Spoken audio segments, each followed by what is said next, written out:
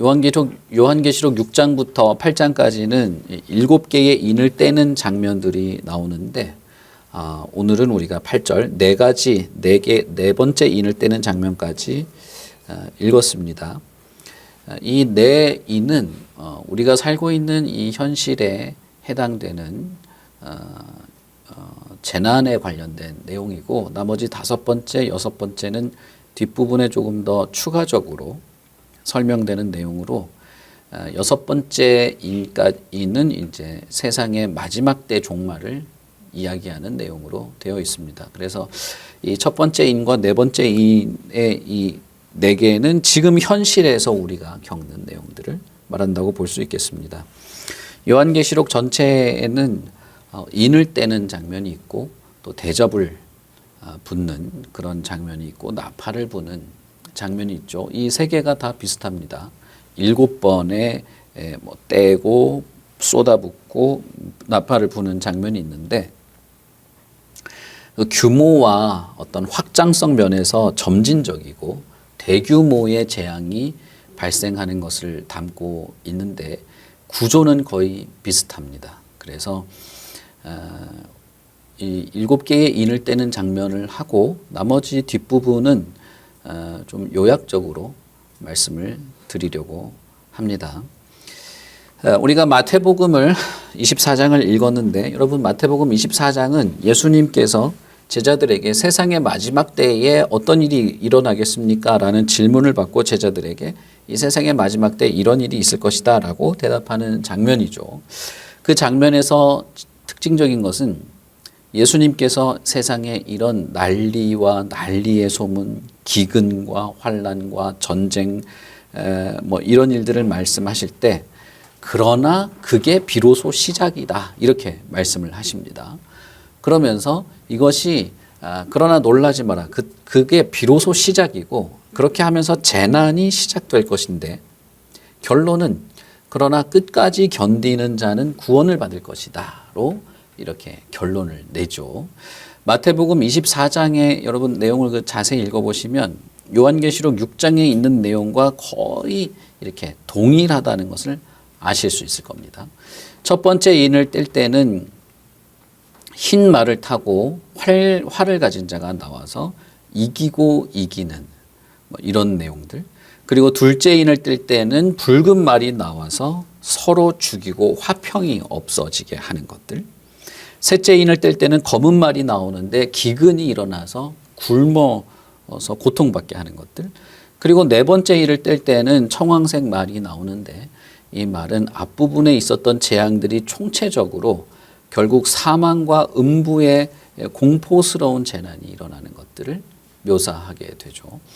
우리가 읽은 마태복음 24장 6절부터 13절의 내용도 거의 이렇게 동일하게 병행되고 있습니다. 그런 면에서 이 요한계시록에서 지금 나오는 이 인을 떼어서 드러나게 되는 이 내용들은 이미 예수님께서 세상의 마지막 때에 이런 일이 있을 것인데 그때가 비로소 시작일 것이다. 재난이 비로소 시작된다라고 하는 바로 그 내용이라고 볼 수 있습니다. 그런데 여러분 마태복음을 잘 보시면 예수님은 마지막 때에 어떤 일이 일어날 것입니까에 대한 질문에 대해서 이런 일들이 있게 되는데, 이런 재난이 시작되고 비로소 시작이 되는데, 그러나 끝까지 견디는 자는 구원을 받을 것이다 라고 말씀하시면서 이 재난 자체는 힘든 것이 맞지만, 그러나 성도로 하여금 끝까지 견디는 일에 들어가도록, 끝까지 견딤으로써 구원을 얻게 하는 과정의 한 방편으로서 말하고 있다는 것입니다. 이것을 쉽게 말하자면 결국 교회와 성도, 신자들을 훈련하고 연단하고 정금같이 끝까지 견디는 가운데 정금같이 연단되도록 하려는 방편 중에 하나로 마지막 때에 이런 재난이 있게 될 것을 말씀하셨다는 것입니다. 요한계시록 5장까지의 내용을 우리가 보면 7교회가 나오죠. 7교회에 예수님이 편지를 사도 요한을 통해서 보내는데 항상 그 결론이 무엇이었습니까? 끝까지 견디는 자, 쉽게 말하면 이기는 자에게는 내가 그들에게 나의 이름을 주겠다가 결론 아니었습니까? 7교회가 처한 상황은 이미 예수님께서 예언한 그 예언의 상황이었습니다. 기근, 전쟁, 화평이 사라지고 사람들에게 고통당하는 일들이 이미 그 7교회는 경험 중에 있었죠. 그런데 예수님은 그 7교회에 대해서 얼마나 힘드니, 얼마나 어렵니, 괜찮아, 좋아질 거야, 이런 말을 하시지 않아요. 그러지 않고 그런 가운데에서 흔들리지 않기를 요구하시죠. 극심한 재난 속에서도 흔들리지 않고 이긴다면 이기는 자는 내 이름을 얻게 될 것이다 라는 말씀을 하시죠. 그런 면에서 결국은 7교회에 언급된 그런 어떤 음료라든지 여러 내용들은 결국 교회가 끝까지 견디고 이기는 과정에 필요한 일이었다라고 볼 수 있는 것입니다. 마태복음의 내용을 거의 유사하게 기록하고 있는 요한계시록의 이 인을 떼어서 말이 나오는 장면은 스가랴 6장의 내용도 동일합니다. 그래서 스가랴 6장에 나오는 말을 그대로 묘사하고 있는 것이기도 합니다. 우리가 스가랴서는 안 읽었습니다만은 마태복음에서는 예수님은 끝까지 견디는 성도의 이런 연단과 훈련을 염두에 두고 말씀하셨다면 스가랴 6장은 내 말을 이 사방으로 보내서 동서남북으로 내 말을 보내서 불의한 세상을 심판하는 장면입니다. 그래서 하나님께서 스가랴 선지자에게 환상을 보여주시는데 거기도 검은 말, 붉은 말 이런 말들이 색깔별로 나옵니다. 스가랴서에서는 이제 자줏빛 말도 나오는데 요한계시록에서는 이제 청황색 말로 묘사가 되어 있죠. 이 말은 사방으로 나갑니다. 그러니까 이 말이 네 개의 말이 나왔다는 것은 전 세계를 포함하는 일이 벌어지고 있다는 것을 말하는 것이죠. 어느 한 지역이나 어디에 있는 것을 말하는 것이 아니고 스가랴서에서는 이 네 말들이 동서남북 사방을 다니면서 세상을 판단하고 보고 하나님의 공의로운 심판을 내리는 작업을 하는 말들로 드러나게 됩니다. 그러니까 여러분, 이 두 가지 사례를 볼 때 마태복음은 세상의 마지막 때에 일어날 여러 현상들, 기근이라든지 화평이 없는 것이라든지 서로 싸우고 전쟁을 하고 칼을 들고 나온다든지 사망에 넘겨지게 되는 일들을 말씀하심으로써 요한계시록과 연결점을 가지고 있는데 그런 마태복음은 성도를 연단하는 내용을 말하고 있는 거예요.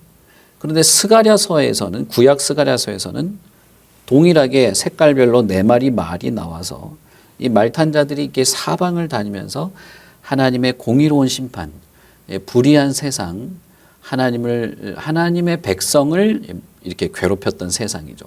정확하게 말하면. 그런 세상을 심판하는 하나님의 공의로운 세상에 대한 심판의 언급으로 되어 있어요. 그래서 마태복음 그리고 스가랴서와 이 요한계시록 6장이 연결되어 있는데 두 가지 내용을 다 가지고 있다고 우리가 해석을 할 필요가 있다는 것입니다. 그러니까 오늘 제가 마태복음만 읽었습니다마는 요한계시록에 나오는 이 네 인을 떼는 장면, 우리 8장까지에 이어지면 이제 7개의 인을 떼는 장면인데 이 뒷부분의 5번째, 6번째, 7번째는 좀 4번째랑 성격이 조금 다릅니다만은 그러나 어쨌든 요한계시록의 첫 번째 7개의 인을 떼는 장면은 성도와 교회를 연단하는 의미로서의 재난과 불의한 세상을 심판하는 의미로서의 재난을 다 가지고 있다고 우리가 해석할 수 있다는 겁니다. 우리가 그렇게 이해를 해야 되는 것이죠. 여기서 이제 그러나 요한계시록만의 특징적인 내용도 있습니다.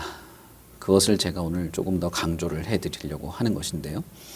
그것은 무엇이냐면 사도 요한이 보았을 때 이 인을 땜으로써 비로소 시작되는 이 재앙의 내용이 인을 떼는 당사자가 어린 양이었다는 것입니다. 요한계시록 5장까지 우리가 뭐 부활절 뭐 하느라고 좀 건너뛰어서 좀 기억이 그렇습니다만은 요한계시록 그 앞부분에 7교회에 대한 그 편지 이전에 천상의 그 뭐죠? 예배 처소를 묘사한 장면이 있었죠. 거기에 바다 같은 수정 같은 바다가 있고 네 생물이 둘러서 있고 24장로가 있고 보좌에 하나님이 있고 그 하나님 보좌 우편에 어린 양이 있었습니다. 그래서 천상에서도 예배를 하나님을 예배하고 어린 양을 경배하는 일이 천상에서의 일이다라고 말씀을 드렸죠. 그런데 이 어린 양이 인을 떼는 당사자라는 것입니다. 인을 하나씩 뗄 때마다 내 생물이 오라라는 말을 하죠. 내 생물 중에 하나가 오라라는 말을 하면 그 말을 듣고 말을 탄 자들이 말을 타고 오게 된 것입니다. 그러니 여러분, 이 세상의 마지막, 쉽게 말하면 저와 여러분이 지금 살고 있는 지금 이 시간에 벌어지는 수많은 복잡한 사건들과 여러 환경들은 사실상 어린 양의 주도권 하에 있다고 생각해야 하는 것입니다. 우리는 흔히 이런 재난 혹은 환난, 고난이라고 말하기도 하고 요한계시록 6장에서는 우리는 여기서 더해서 심판이라고 하는 것을 더 추가적으로 생각을 해야 합니다만 일단은 우리가 고난이라고 할 때 이 고난이 우연히 벌어지거나 이 세상에서 뭔가 이렇게 잘 정비되지 않은 세상에서 일어나는 불행 정도로 생각하고 싶은 경향이 있어요. 그래서 주로 하나님께 이 불행에서 건져내 달라고, 이 재난과 고난에서 벗어나게 해달라고 하는 요구를 많이 하죠. 병에 걸리면 병에서 낫게 해달라. 물론 나야죠, 여러분. 낫지 말아야 된다 이런 말 드리는 게 아니에요. 그러나 여러분, 우리가 분명히 알아야 될 것이 있습니다. 불행이나 고난이나 고통이나 재난이나 혹은 심판이라 할지라도 이것이 어린 양이신 그리스도, 예수 그리스도의 주도권 하에서 움직이고 있다는 사실입니다. 그런 면에서 심지어는 내가 불행 가운데 있다 할지라도 그것은 선하신 하나님, 예수 그리스도의 지배하에서 우리를 다루시려는 하나님의 뜻이기도 하다는 것입니다. 그래서 무조건 불행에서 벗어나야 된다? 그런 건 아닌 거예요.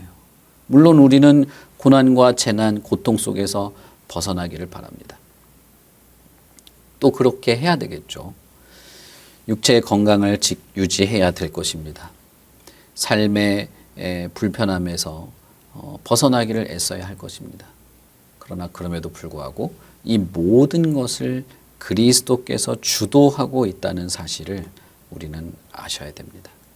자, 그러면 그것은 우리에게 어떤 결론을 내게 할까요? 이 인을 떼시는 분이 예수 그리스도다라고 하는 것. 인을 뗄 때의 세상에 말할 수 없는 재난이 펼쳐지긴 하지만 그러나 인을 떼시는 당사자가 예수 그리스도라고 하는 것에서 우리는 어떤 결론을 낼 수 있을까요? 우리가 요한계시록을 쭉 읽어보시면 아시겠습니다만은 예수님이 뭐 인을 떼거나 뭐 할 때 다 재난만 있는 건 아니에요. 재난만 있는 건 아닙니다. 그러나 우리가 결론으로 낼 수 있는 것은 이것입니다. 그리스도께서 모든 것을 주도하시고 그가 이것을 주도권을 가지고 행하시는 것이기 때문에 그리스도의 백성, 그리스도의 제자, 하나님의 택함 받은 자, 더 직접적으로 말하자면 끝까지 견디는 자, 예수님의 표현, 예수님이 편지한 표현대로라면 이기는 자들은 예수님이 이것을 손수 다루고 계시니 걱정할 것이 없다는 것입니다. 우리는 세상에서 오해도 많이 받고 애매한 고난도 많이 받습니다. 그리고 거기에서 벗어나려고 애도 많이 씁니다. 때로는 하나님의 말씀을 기억해서 화내거나 분노하지 않고 오히려 더 사랑으로 다가가려고 애써보고 내가 예수님의 제자로 예수님의 증인으로 이렇게 하면 여기에 정말 의가 드러나고 복음의 역사가 일어나기를 기대하면서 참고 견디는 경우도 많이 있죠. 그러나 그럼에도 불구하고 오히려 더 극심한 압박 혹은 내 마음의 평화가 사라지고 더욱 갈등 속에서 방황하게 되는 경우도 있습니다. 때로는 내가 왜 이래야 하는지 납득하기 어렵고 때로는 정말 하나님이라는 분이 나를 돌보고 계신지도 못 느끼는 그런 영혼의 핍절함에 빠지게도 됩니다.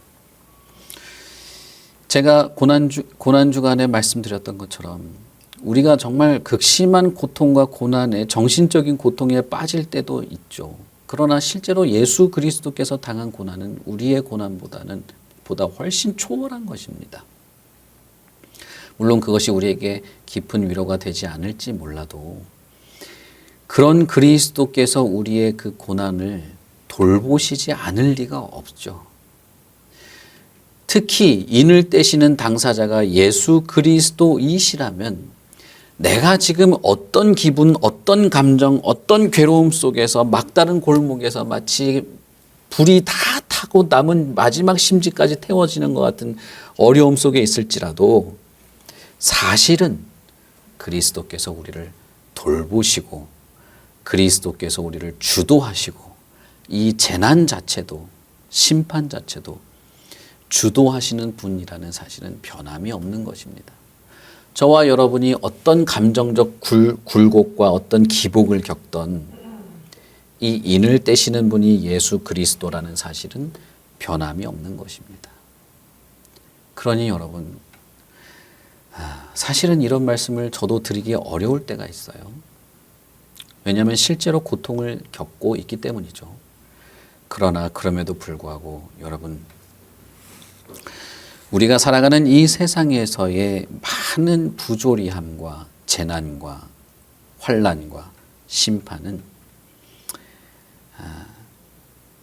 걱정할 것이 없는 것입니다.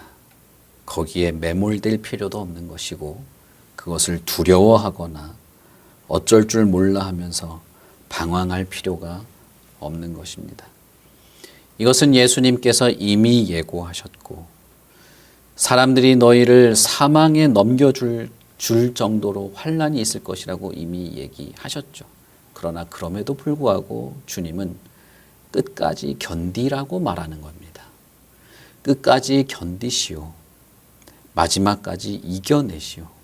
이기는 것에 대해서는 제가 몇 가지로 말씀을 드렸습니다. 그것은 회개이기도 하고 견디는 것이기도 하고 그리스도의 증인으로서 신실함을 말하는 것이기도 하고 흔들리지 않는 믿음을 말하는 것이기도 하고 불의한 것을 분별하는 것이기도 하고 애매한 악이 숨어 들어오는 것을 인간적인 관계에서 묵인하고 넘어가는 것을 그치는 것이기도 했습니다. 제가 여기서 다시 설명할 필요는 없겠죠. 예수님은 우리에게 이기라고 말하는 겁니다. 견디라고 말하는 겁니다. 왜요? 예수께서 주도하시기 때문입니다. 인을 떼시는 분이 예수 그리스도이시기 때문입니다. 그러니 여러분 이것을 마음에 품으십시오. 이해할 수 없다. 내가 왜 이런 지경에까지 빠졌는가?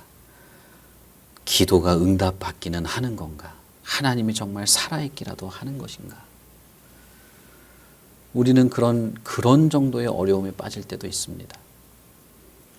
예수 그리스도께 내가 전심으로 헌신한다는 것.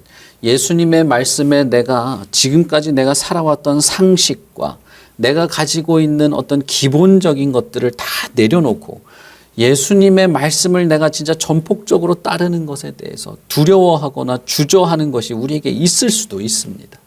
있겠죠. 그러나 그럼에도 불구하고 여러분, 예수님께 전적으로 나아가기를 말씀을 드립니다. 그렇게 하십시오. 왜냐하면 어린 양이 인을 떼시고 이 세상의 재난과 심판을 하시는 주도자이시기 때문에 그렇습니다. 그러면 이 인을 떼시고 이 7개의 인을 떼며 내 짐승이 부르는 내 말들이 이렇게 세상에 극심한 어려움을 겪게 하는 일은 그러면 언제 있는 것인가? 그것은 여러분 우리가 잘 알듯이 바로 지금입니다. 지금이 그런 시대입니다. 요한계시록 6장에 인을 뗀다, 말이 나온다, 이게 다 이제 상징적인 의미이기 때문에 좀 뭔가 이렇게 좀 기묘한 느낌이 들어서 그렇지, 여기서 나오는 말들은 예수 그리스도의 부활과 재림 사이에 있는 모든 것들을 말하는 겁니다. 그러니까 우리가 지난주에 예수님의 부활 기념해서 예배를 드렸습니다마는 우리는 예수님이 다시 오실 것도 기다리는 거거든요. 그 기간의 시간 동안에 어떤 일이 있는가? 이 인이 떼어져 있다는 거예요. 그래서 여러분 우리가 사는 세상은요, 사람들이 서로 미워하고 죽이고 전쟁이 그치지 않는 시대를 우리가 살아가게 됩니다. 그럼 우리가 너무나도 직접적으로 경험하고 있죠. 우리가 살아가는 지금 현실은요, 인이 떼어져 있습니다. 그래서 극심한 기근과 굶주림, 자원의 고갈, 자원을 두고 또 서로 반목하고 다투고 싸우는, 민족과 민족이 서로 반목하는 일들이 있는 시대를 삽니다. 마태복음에서 예수님이 뭐라고 말씀하십니까? 난리와 난리의 소문을 듣는데 민족과 민족이, 나라가 나라를 대적한다. 곳곳에 기근과 지진이 있을 것이다. 라고 말씀하셨죠. 지금 우리가 살고 있는 이 시대입니다. 그리고 이 모든 이 환란이 사망으로 점철되는 그런 시기죠. 그러니까 여기서 나오는 이 말들은 미래에 있을 어떤 일이 아닙니다. 나중에 대접을 쏟으니까 우박이 쏟아지고 나팔을 부니까 뭐가 있고 피가 되고 하는 것도 다 똑같습니다. 그게 미래에 일어날 일이 아니라 지금 현재 저와 여러분이 경험하는 세계라는 겁니다. 여러분 잘 생각해 보십시오. 우리가 지금 이 시대를 살고 있지 않습니까? 첫 번째 흰 말을 탄 이 사람은 이기고 또 이기려는 사람이에요. 활을 들고 나왔어요. 그것은 무엇이냐 하면 이 재난이, 그리스도의 심판과 이 재난이 얼마나 맹렬하고 멈추지 않는 것인지를 말해줍니다.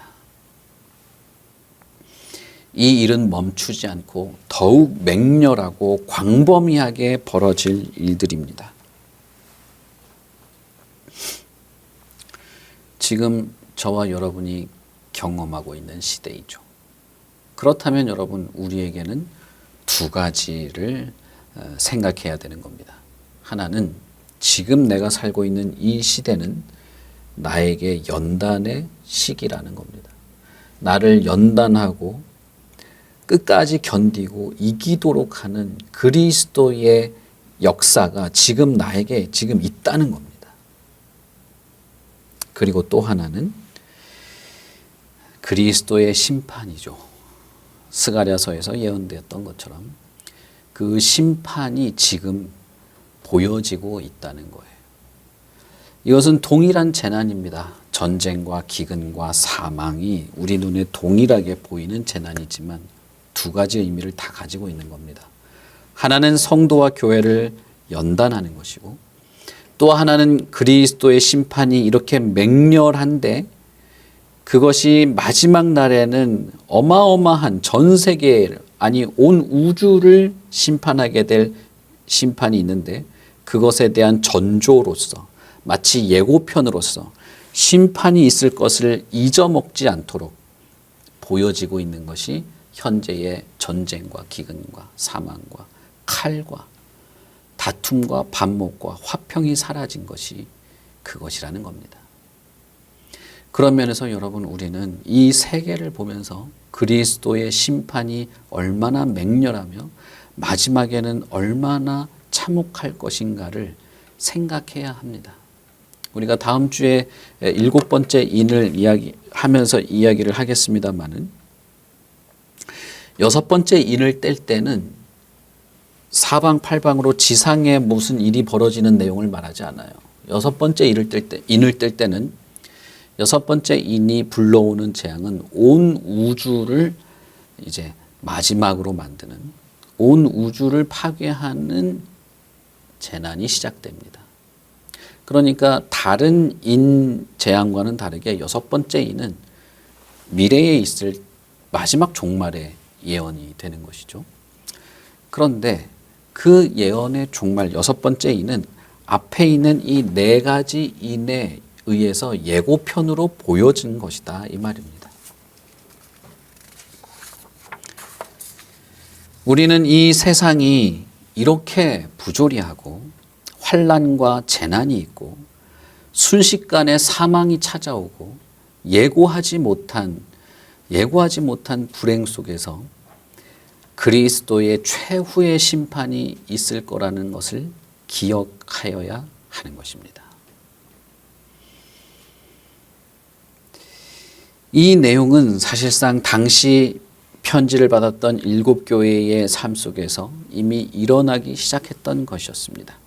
부지불식간에 사망이 찾아오거나 가까운 사이에서 반목이 일어나고 화평이 사라지거나 기근이 찾아오고 사망에 넘겨지는 일들이 있었던 것이죠.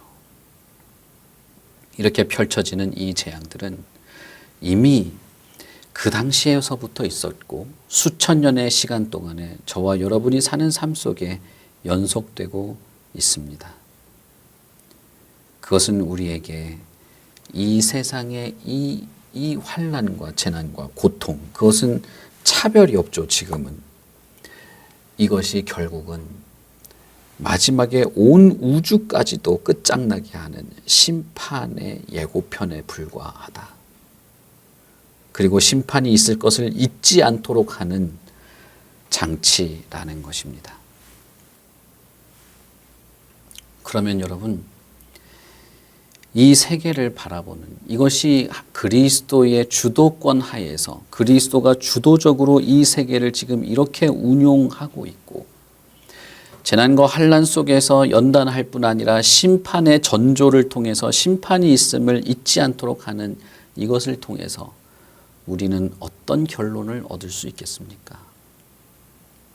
이것이 분명히 요한계시록과 마태복음과 스가랴서를 통해서 이것이 분명히 그리스도의 역사요, 신적인 역사인 것을 우리가 알게 되었다면 우리는 어떤 결론을 내릴 수 있겠습니까? 교회와 성도는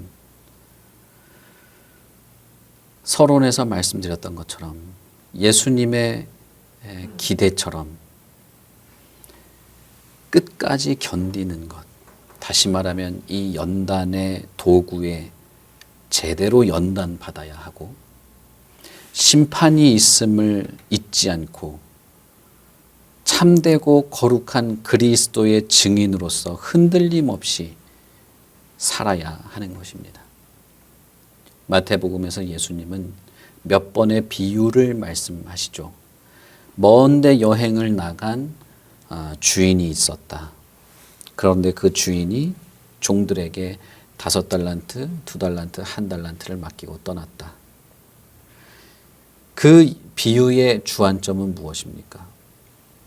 그 종 3명은 왕이 자기 주인이 언제 돌아올지는 모르지만 돌아올 것을 준비하고 있었어야 한다는 겁니다. 신랑을 기다리는 10명의 처녀가 있었다. 그런데 5명은 기름을 준비했고 5명은 기름이 없었다. 여러분, 그 비유에서 말하는 주안점이 무엇입니까?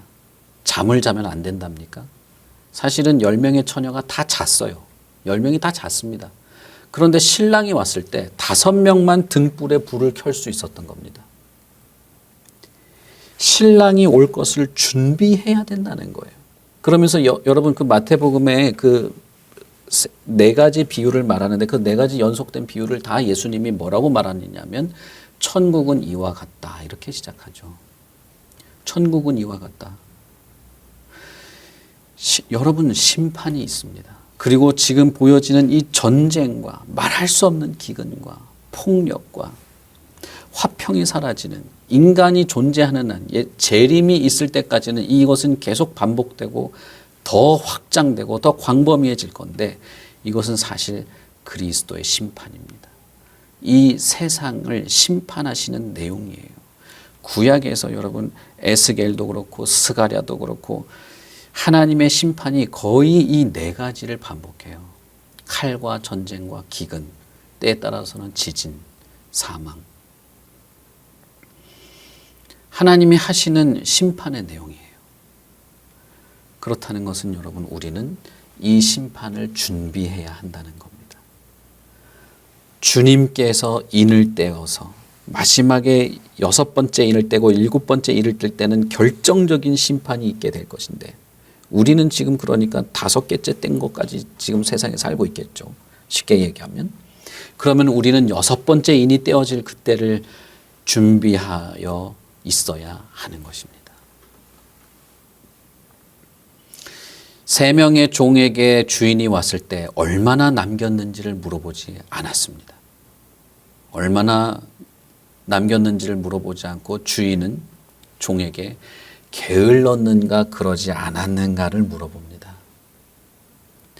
1 달란트를 남긴 종은 손해를 끼치지 않았죠. 그러면 된 거 아닙니까? 본전은 있는데. 그러나 주인이 화난 것은 종에게 손해를 끼치거나 뭐 남기거나 그게 아니었어요. 게을렀다는 것입니다. 다시 말하면 주인이 돌아올 것을 준비하고 있지 않았다는 거예요. 기름을 준비하지 못한 5 처녀는 그 잔치에 참여할 수 없었습니다. 왜요? 준비되어 있지 않았기 때문입니다.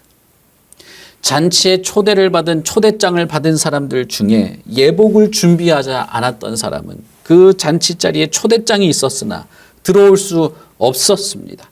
오히려 바깥 어두운 곳에 쫓겨나가 이를 갈며 슬퍼할 뿐이었습니다. 여러분, 말 탄 자가 도대체 누구냐? 흰색 말은 뭐냐? 여러분 사실 이건 중요한 게 아니에요. 여기서 주안점이 아닙니다. 사실은. 여기서 정말 강력하게 우리가 마음을 쏟고 주안점으로 삼아야 하는 것은 지금 우리가 이 시기를 지금 살고 있다는 겁니다. 우리는 연단받아서 온전해져야 하는 시기를 살고 있다 이 말입니다. 끝까지 견디고 이기는 것을 해야 합니다. 7교회 편지에서 예수님이 이기는 것이 무엇인지 자세히 설명했죠. 그것이 무슨 라오디게아 교회만 그런 겁니까? 지금 우리에게 당면한 문제라는 거예요. 지금 저와 여러분이 당면한 문제예요. 그리고 심판을 준비하는 이 시기를 우리가 살고 있는 겁니다. 청홍빛 청황색 말이 나와서 사망과 검과 흉년과 이 모든 것을 망라해서 결국은 사망의 음부의 이 절망적인 상황을 끌고 왔는데 지금 우리가 그 상황에 살고 있습니다. 그러니 여러분 우리는 어떠해야 할까요? 저는 7교회에 쓴 편지를 다시금 기억해 보아야 한다고 생각합니다. 제가 요한계시록 시작할 때 말씀을 드렸었죠. 1장부터 3장까지가 요한계시록 전체의 분위기를 지배하는 것이라고 말씀을 드렸죠. 그리스도께서 하나님 보좌 우편에서 모든 것을 주도하시는 분이어서 그분이 이미 말씀했습니다. 7교회에게 믿음을 지키고 진리를 따라 담대하게 증거하고 회개하고 악을 용납하지 말며 그리스도의 진리를 따라 살아가는 것, 그것을 우리가 참으로 절실하게 간절하게 해야 하는 겁니다. 우리가 간절해야 하는 것은 제발 이거 낫게 해주세요. 제발 이거 좀 먹고 살게 해주세요. 거기에 너무 간절하잖아요. 저도 잘 압니다. 그게 얼마나 간절한지. 그러나 여러분 정말 간절해야 되는 것은 여기에 있습니다. 그리스도께서 우리에게 던져주신 것, 끝까지 견디는 것, 아니 이기는 것. 이기는 그 자는 나와 함께 보좌 우편에 앉을 것이다 라고 말했잖아요. 이것 이상이 어디 있겠습니까? 그런데 그 보좌 우편에 앉는다는 말씀을 하실 때 6번째 인을 지금 떼기 직전이라는 걸 아셔야 돼요. 그러니 우리는 이것이 정말 우리에겐 간절하고 절실한 내용이어야 합니다. 그리스도의 말씀과 진리, 참된 믿음 안에서 거듭난 자로서 그리스도의 교훈과 가르침을 따라 순수하고 선한 마음으로 살아가는 것입니다. 하나님의 맹렬한 심판이 다가오고 있다는 사실을 우리는 겸허히 받아들여야 합니다. 우리가 살아가는 이 생애에 덧없음이 있습니다.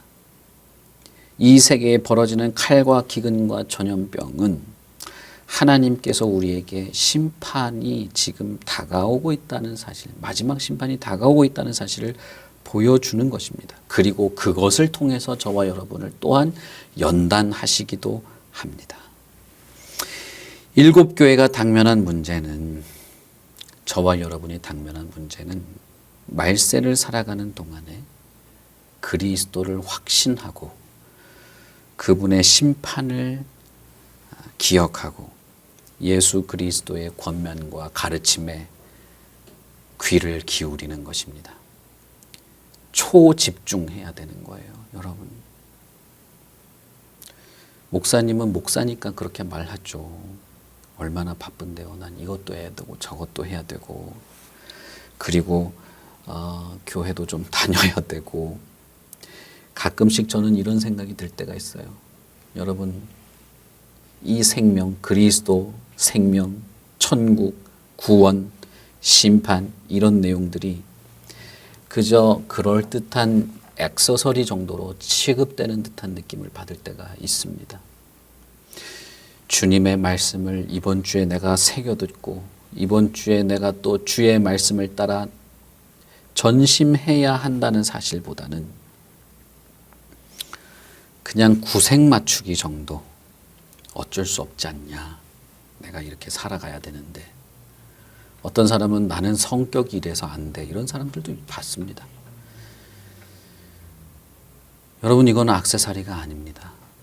이건 생명입니다. 주님께서 이미 세상의 마지막 때 이게 겨우 시작인 걸 알아라, 재난이 시작이라고 말하면서 심판의 무시무시한 것을 말씀하셨습니다. 그렇다면 우리는 이것을 진지하게 생각해 봐야 되겠죠. 여러분, 예수를 믿는다는 것이 무엇입니까? 여러분은 예수를 믿는다는 것을 어떻게 생각하십니까? 예수 믿으면 좋아, 괜찮아, 기분도 좋고, 교회 다니면 좋은 사람들도 만나고, 그리고 힘들거나 이럴 때 또 찬송도 부르고 기도도 하고 하면 좋잖아. 물론 좋죠. 그게 나쁘다는 게 아니에요. 저도 그렇고 그렇게 합니다. 그러나 여러분, 그게 여러분의 삶에 있어서 적당한 삶의 퀄리티를 올려주는, 삶의 질을 향상시키는 그런 정도입니까? 그러면 안 됩니다. 이건 절박한 겁니다. 제가 신대원 1학년 때 국내 모 언론에서 우리나라에 정말 몇 손가락에 손꼽히는 몇만 명이 모이는 교회에 이 앙케이트 조사를 한 적이 있었습니다. 강남에 있는 어마어마하게 큰 교회인데 여론조사 같이 한 거예요.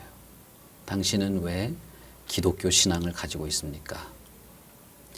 거기에 많은 퍼센트가 세련되고 지적이고 매너 있어서의 많은 퍼센트가 체크를 했어요. 그리고 가장 많은 퍼센트는 내 행복과 재산을 지켜주는 것이라 믿고 기독교 신앙을 가진다가 체크가 1등이었습니다. 그리고 2등은 뭐냐면 지적이고 세련돼 보여서 현대적이고 매너 있는 것이 있어서 한다. 그게 2번째였습니다. 여러분, 그게 벌써 2009년이니까 벌써 20년 거의 다 돼갑니다. 12년인가? 12년이네. 20년 너무 갭이 크네. 12년, 13년입니다. 여러분은 어떻게 예수를 믿고 있습니까? 여러분은 어떻게 예수님을 따르고 있습니까? 아이고, 해야 되는데. 여러분, 오늘보다 내일은 더 못하게 돼 있어요. 내일 더 늙어요. 내일 더 활기차지지 않습니다. 우리 밖에 있는 쟤네들은 내일 더 힘이 세지겠지만 우리는 내일 되면 더 맛이 갑니다. 진짜예요. 아이고, 해야 되는데, 아이고, 참, 그렇게도 믿고 주님도 생각하고 해야 되는데, 여러분, 어디 화장실 들어갔다 나왔다 하는 식으로 그렇게 하지 마세요. 한두 번이죠, 그것도. 이건 절박한 겁니다. 이미 5번째 인까지 떨어졌다니까요. 6번째 인 내용을 보시면 온 우주가 박살나는 내용으로 되어 있어요. 왜 알량한 자존심, 왜 내가 지금까지 해왔던 내 상식, 지금까지 내가 살았던 세계에서 가지고 있는 내 수준 가지고 예수를 거기다가 적당히 끼얹어서 그럴듯하게 만들어서 살려고 하십니까? 예수를 믿는다는 것은 그것이 아닙니다. 우리의 모든 것이 들어가는 거예요. 저와 여러분의 전부가, 전 인격이 그분으로부터 힘을 얻고 살아가는 것을 말합니다. 예수 그리스도 때문에 삶의 가치관이 바뀌고 세상을 보는 눈이 바뀌고 살아갈 목적과 내 삶의 의미가 바뀌는 것입니다. 사람은 자신의 삶의 의미를 찾지 못하면 정말 아무 인생의 행복을 느낄 수 없어요. 자신의 인생의 가치를 못 느낍니다. 불행하냐 불행하지 않냐, 돈이 많냐 적냐보다 내 인생의 의미가 있어야 돼요. 그것을 그리스도로부터 얻는 것입니다. 이것이 예수를 믿는 거예요. 여러분, 예수 그리스도를 어떻게 믿고 계십니까? 여러분들은 어째서 나는 예수를 믿는다라고 말씀하십니까? 이 예수님을 생각하십시오. 그리고 저와 여러분이 현재 어떤 시대를 살아가는지 생각해 보십시오. 그리고 예수님이 7교회에 했던 말씀, 아니 마태복음에서 연결되는 그 많은 예수님의 말씀들을 생각해 보십시오. 우리는 예수 그리스도 밖에는 없는 겁니다. 부활하신 예수 그리스도, 저와 여러분을 위하여 피 흘리시고 다시 사신 그리스도 밖에는 없는 것입니다. 이 예수 그리스도를 마음에 모시고 이분을 영접하고 이분을 의지하고 예수님을 생각하시면서 참으로 참된 믿음 안에서 살아가시기를 바랍니다. 우리 같이 기도하겠습니다.